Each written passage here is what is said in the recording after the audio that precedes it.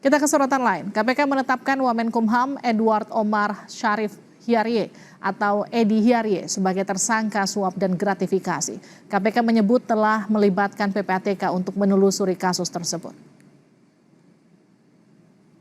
KPK menetapkan Wakil Menteri Hukum dan HAM Edi Hiarie bersama 2 orang stafnya bersama pemberi suap sebagai tersangka suap dan gratifikasi. KPK menyebut telah menetapkan status tersangka Wamenkumham beberapa pekan sebelumnya. Wamenkumham diduga menerima suap terkait sengketa akta perusahaan tambang melalui rekening stafnya dengan total hingga 7 miliar rupiah.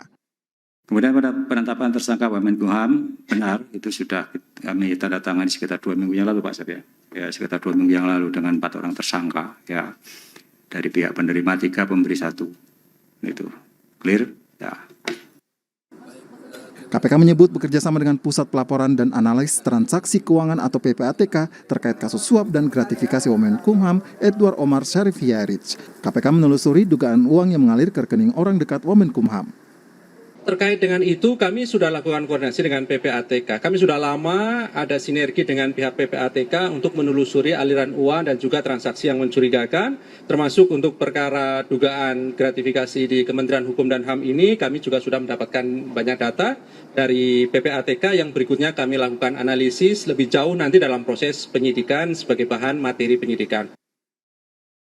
KPK menetapkan status tersangka kepada Wamenkumham untuk perkara dugaan suap 7 miliar rupiah melalui rekening 2 stafnya. Selain itu ada dugaan gratifikasi sebesar 1 miliar rupiah. Kedua perkara itu diduga terjadi pada 2022 yang lalu.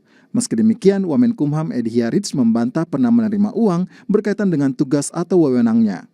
Menko Polhukam Mahfud MD menyatakan KPK telah memiliki alat bukti yang cukup sehingga berani menetapkan Wamenkumham sebagai tersangka. Mahfud menegaskan KPK tetap menjaga integritasnya dengan membuktikan mereka tidak tebang pilih dalam penetapan tersangka.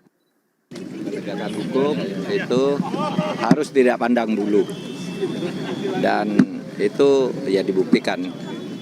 Meskipun masih banyak kritik terhadap KPK tapi dia udah membuktikan lah tidak pilih menteri, wamen, kepala daerah apa semua itu memang harus begitu, harus ditindak secara tegas dan transparan. Ketika KPK menetapkan seorang tersangka pasti sudah ada 2 alat bukti yang cukup bahwa peristiwa korupsi atau pencucian uang itu terjadi.